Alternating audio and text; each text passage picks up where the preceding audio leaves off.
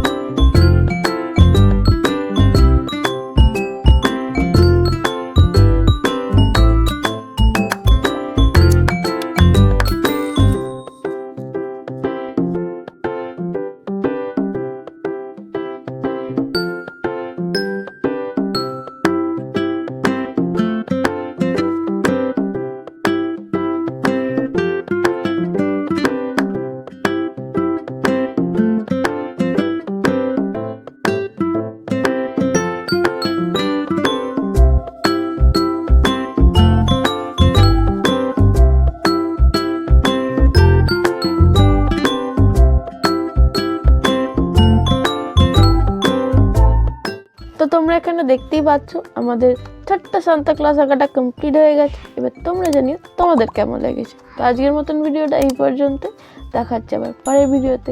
Tata.